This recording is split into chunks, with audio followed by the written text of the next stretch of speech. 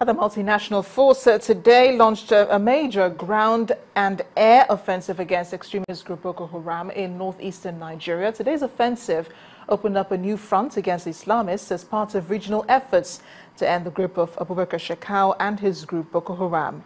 Earlier today, the troops from Nigeria, Niger and Chad began an offensive against Boko Haram. A news agency AFP reports that residents of Boso near Difa in Niger Republic heard heavy gunfire and movements of machine guns, as well as tanks, ambulances, water tankers and transport trucks in a convoy moving towards the Nigerian border today. On Friday, the African Union endorsed the creation of a regional force of up to 10,000 men to join the force against Boko Haram. Just yesterday, Abubakar Shekau pledged allegiance to the Islamic State group. Within the past 6 years, relentless efforts of the Boko Haram insurgents aimed at carving an Islamic State in the northeast of Nigeria, despite the Nigerian military's efforts at curbing them, claimed thousands of lives and displaced over 1.5 million people in the region. Apart from the colossal loss of lives and property, the activities of the terrorist group has greatly affected the socio-economic lives of inhabitants and, by extension, the country as a whole. Our correspondent Olumide Macaulay reports.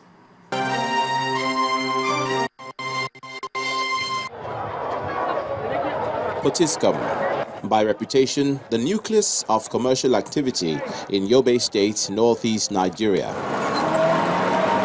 This town has been on the receiving end of attacks by the Boko Haram sect, who target restaurants, markets, motor parks, football arenas, banks, and even schools. Their modus operandi involves the use of suicide bombing, explosive devices surreptitiously planted in public places, and firearms.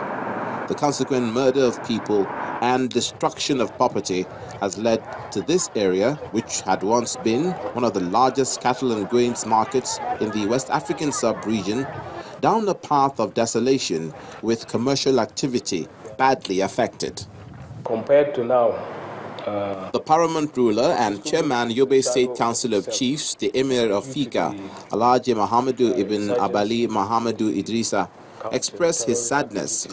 Potiskum is a shadow of itself due to the insurgency and the counter-terrorist activities.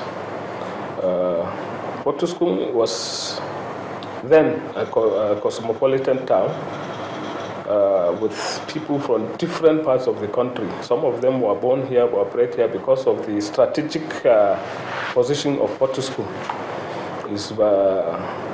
whereby it's linked to Maiduguri, Bauchi, Gombe, Yola. So it has that advantage of having people settling from all over the country.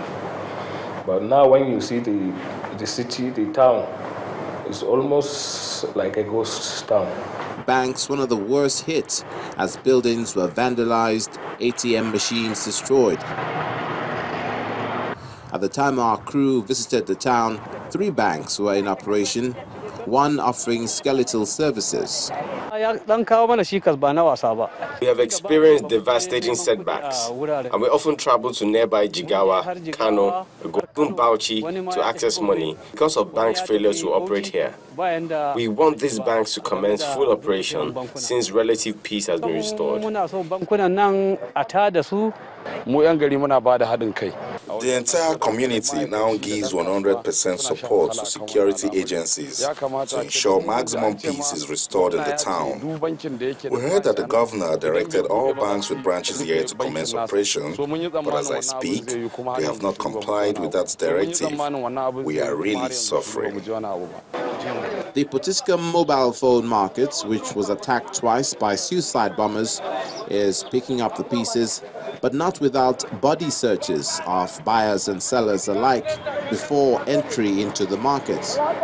The same measure was adopted in other locations where there's heavy human traffic, like supermarkets, shops, restaurants, and banks. Potiskum needs a restoration of peace and security for normal life and business to return. That can only be achieved when security agencies curtail the Boko Haram antagonist. without which the town has little chance of reclaiming her lost glory. Olumide Macaulay, Channels Television News. We're on to the arts now. Power and Powers is an exhibition by Uche James Siroha at the Omenka Gallery in Lagos. This photo artist uses his camera to explore power supply with over 20 works of art, drawing attention to the situation in Nigeria. Art Review tonight focuses on power and powers.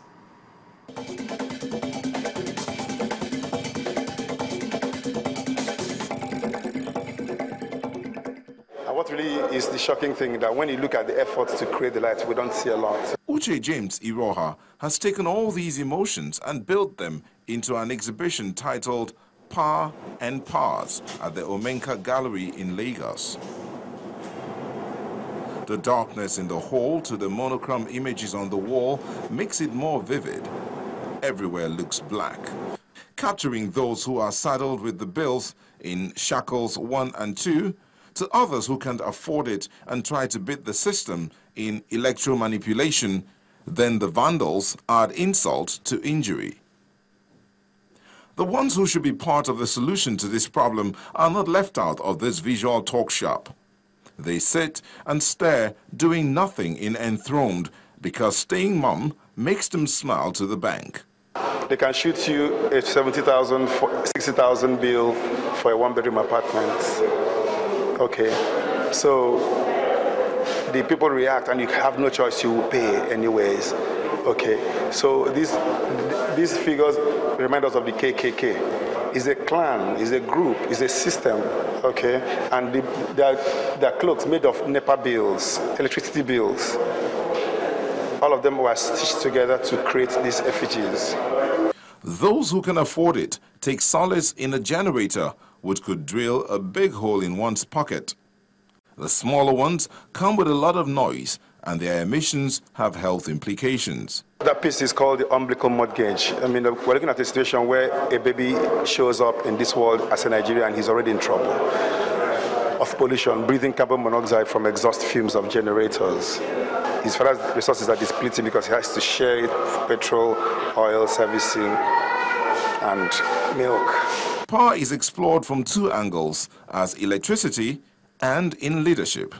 For the artist, these gloomy pictures show that everyone has, in one way or the other, contributed to the problem, and they can put heads together to find a solution.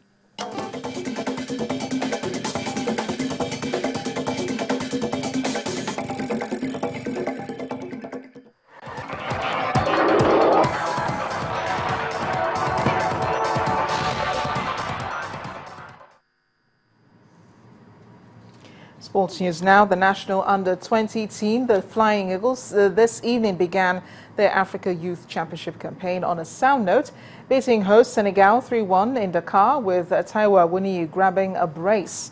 The Kalmar FF of Sweden striker grabbed his first of the game on 9 minutes.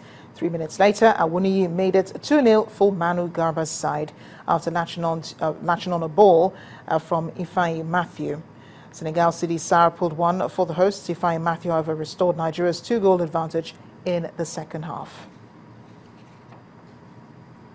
Team Nigeria has won the just concluded 12th African Junior Athletics Championship in Addis Ababa in Ethiopia, finishing top of the medals table. At the end of the 4-day championship, the team clinched a total of 27 medals, comprising 12 gold, 8 silver and 7 bronze. An improvement from the 11th edition of the championship, which the country also won in Mauritius with 19 medals. And in tennis, British #1 Andy Murray beat John Isner in straight sets to seal victory for Great Britain in their Davis Cup World Group first round tie against the US. Playing in front of a passionate crowd in Glasgow, the world #5 beat Isner 7-6, 6-3, 7-6 in 2 hours, 31 minutes. And that sets up a home quarter-final in July against France. Murray saved 3 set points in the hard-fought 63-minute first set before taking it in the tiebreak.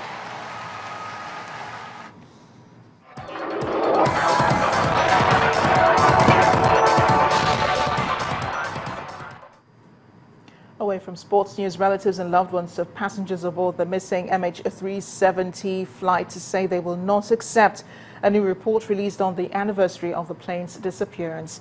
The report reveals that an underwater locator beacon battery had expired a year earlier, but it's not clear if this affected the plane. It also contains technical information about the missing aircraft, its maintenance record, the background of the crew, and the various air traffic control and military radar tracking records of the plane.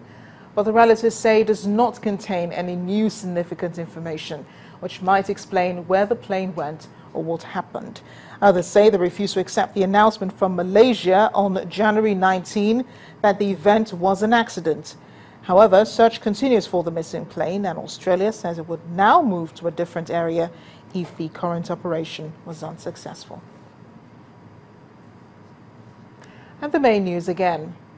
INEC today announced what may be seen as the final chance for registered voters to collect their PVCs.